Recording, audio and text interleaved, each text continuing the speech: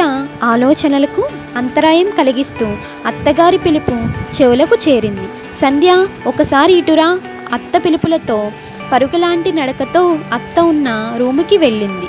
సంధ్య, ఈరోజు ఊరు నుండి మా అత్తగారు వస్తున్నారు, అదే అన్నపూర్ణమ్మ గారు వస్తున్నారు.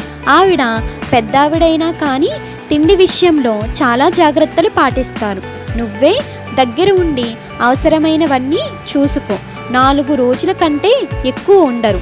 నాకు యాక్సిడెంట్ అయిన దగ్గర ఉండి ఈ కాళ్ళ నొప్పులతో నడవలేకపోతున్నాను. లేకపోతే అన్నీ నేనే చూసుకునేదాన్ని. ఇంట్లో అందరూ భయపడేది, గౌరవించేది కూడా అత్తయ్యగారి ఒక్కరినే.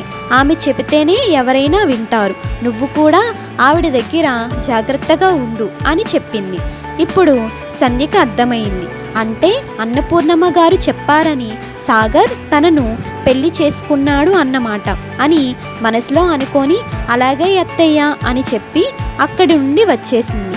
కాసేపటికే అన్నపూర్ణమ్మ గారిని తన పెద్ద మరిది గౌతమ్ కారులో తీసుకువచ్చాడు. ఆవిడ ఇంట్లోకి అడుగు పెడుతూనే, సంధ్య, ఎలా ఉన్నావు అంటూ ఆప్యాయంగా పలకరించింది.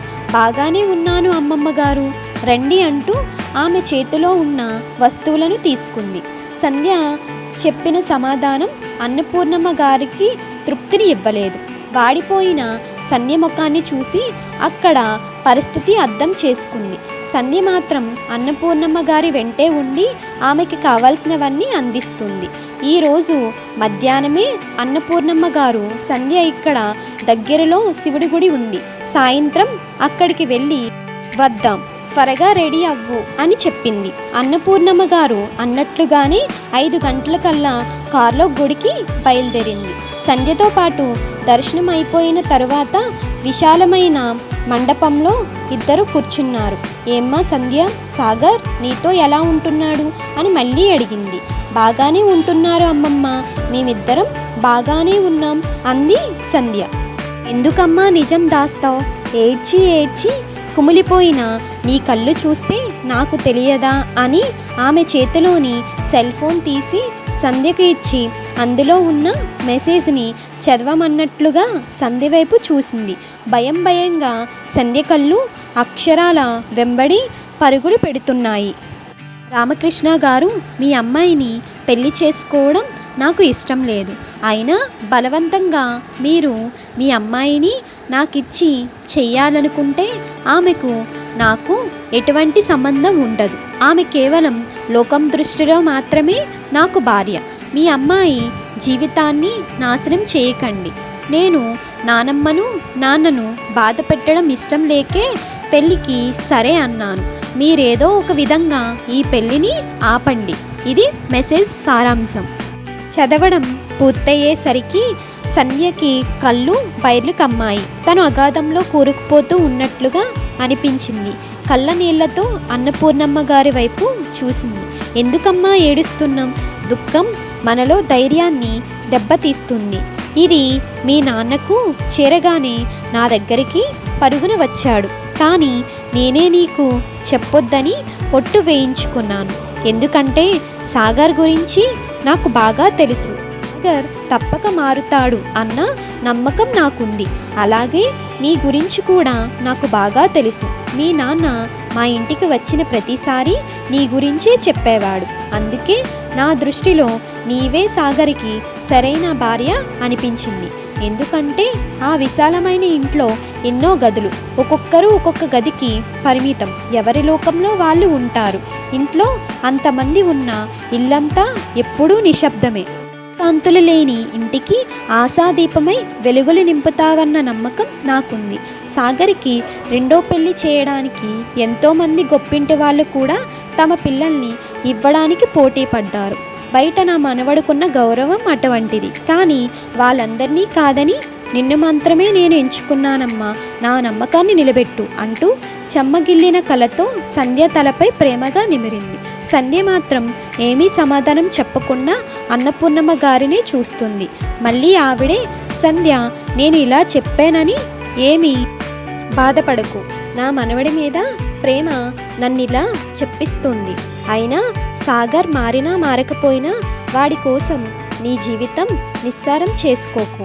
నీ కోసం నువ్వు జీవించు, నీ మనసుకు నచ్చినట్లు నీవు నడుచుకో. నీకు చదువంటే చాలా ఇష్టమని తెలిసింది. ఆగిపోయిన డిగ్రీ మళ్ళీ పూర్తి చేయమ్మా. ఊర్లో అందరికీ సహాయపడుతుండేదానివి. అలాగే ఇక్కడ కూడా నీ ఇష్ట ప్రకారం నడుచుకో. కానీ భార్యగా నీ భర్తకు నీవు చేయవలసినవి మాత్రం నిర్లక్ష్యం చేయకు అంటూ గీతోపదేశం చేసినట్లే చెప్పింది అన్నపూర్ణమ్మ గారు. ఆవిడ చెప్పిన దాంట్లో నీ కోసం నువ్వు బతకాలి అన్న మాటలు సంధ్య మనసుకు హత్తుకున్నాయి. అవును, సాగర్కి నేను ఇష్టం లేకపోతే ఇంకా నా జీవితమే లేదా? తను పుట్టింది ఒక్క సాగర్ కోసమే కాదు, తను చేయవలసింది ఇంకేదో ఉంది. ఎందుకు ఇన్ని రోజులు పిచ్చిదానిలా బాధపడ్డాను? తనలో తానే ఆలోచించింది. మరొకసారి పరమేశ్వరుడికి నమస్కరించింది. ఇప్పుడు ధైర్యంగా లేచి, రండి అమ్మమ్మ గారు, ఇంటికి వెళదాం అంటూ బయలుదేరింది. తరువాత 2 రోజులకే అన్నపూర్ణమ్మ గారు ఊరెళ్ళిపోయారు.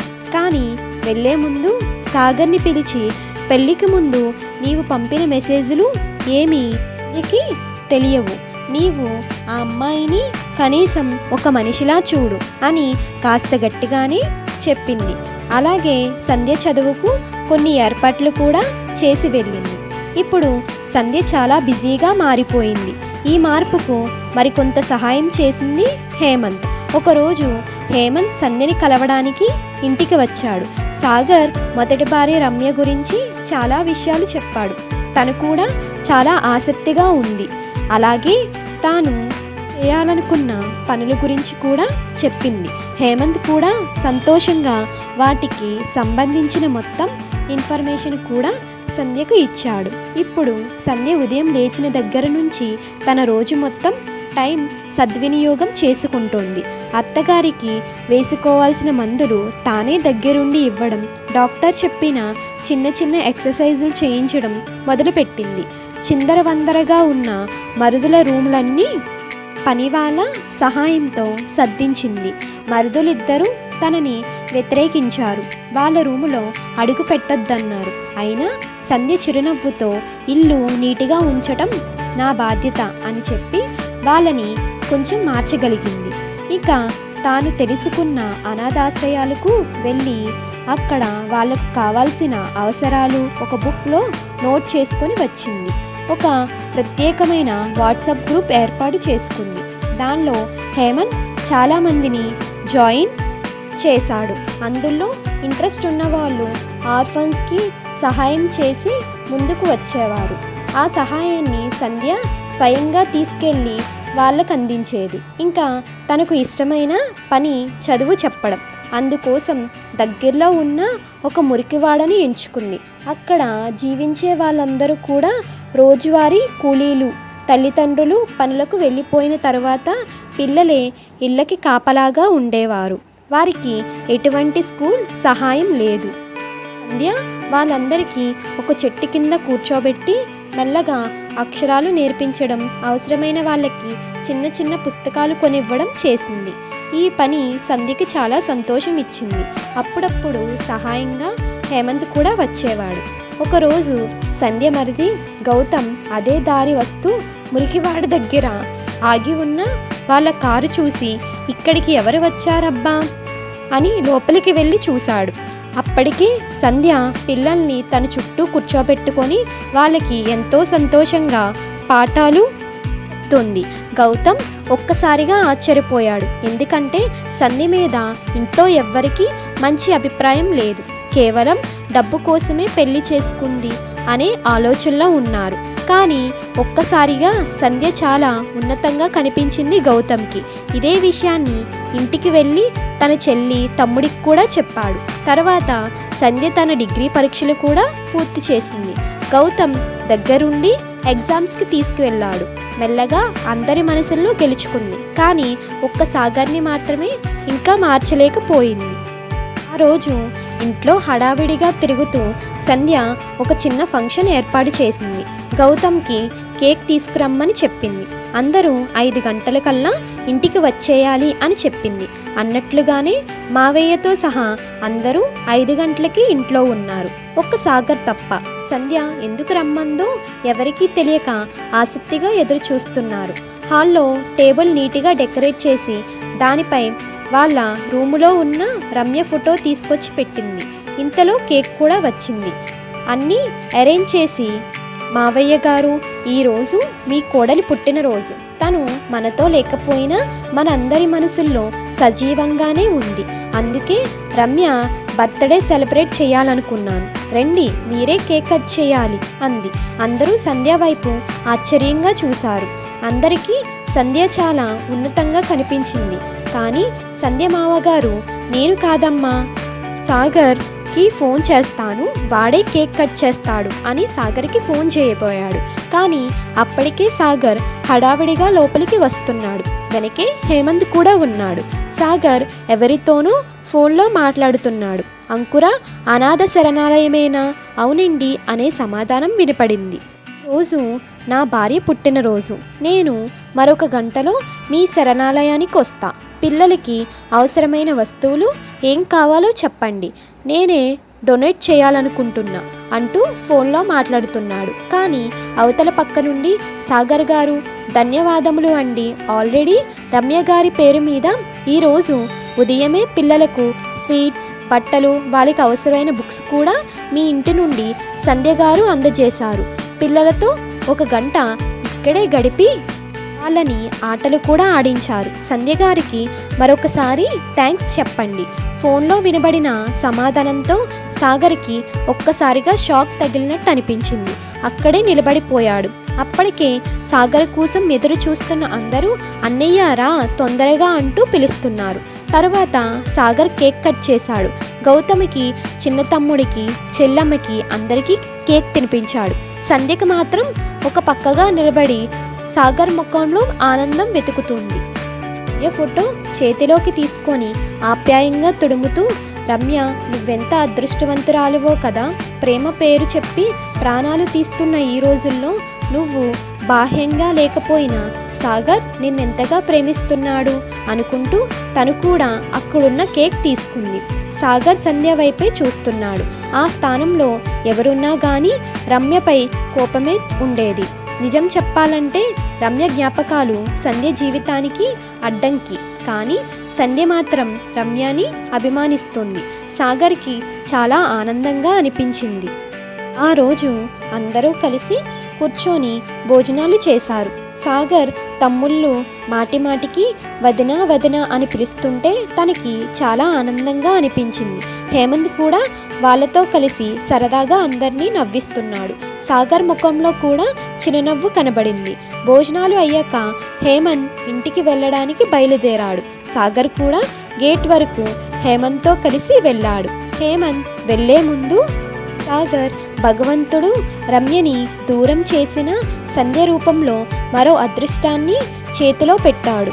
అదృష్టాన్ని చేజార్చుకోకు, ఇంతకంటే ఎక్కువ ఏమీ చెప్పలేను అంటూ తను చెప్పాలనుకున్నది సాగర్కి చెప్పి వెళ్ళిపోయాడు. సాగర్ రూములోకి అడుగు పెట్టినప్పటికీ సంధ్య అక్కడే ఏవో సర్దుతుంది. సాగర్ మెల్లగా సంధ్య దగ్గరకు వచ్చి, సంధ్య, నన్ను క్షమించు, నీ మనసును బాధ పెట్టాను అన్నాడు.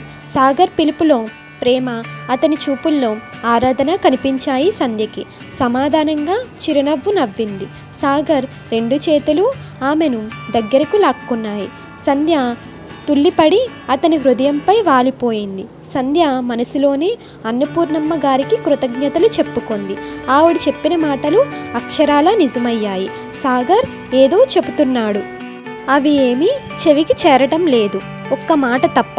సంధ్య, రేపే మీ ఊరెళ్దాం. మీ నాన్నగారు నీ గురించి చాలా బాధపడుతున్నారు. నేనే ఆయనతో అన్నీ మాట్లాడాలి అన్నాడు. ఇప్పుడు సాగర్ రెండో భార్య సంధ్య పూర్తిగా తన మనసులో మొదటి భార్య స్థానాన్ని ఆక్రమించుకుంది. మీకు కనుక ఈ కథ నచ్చినట్టయితే please comment, subscribe to my channel. Thanks for watching.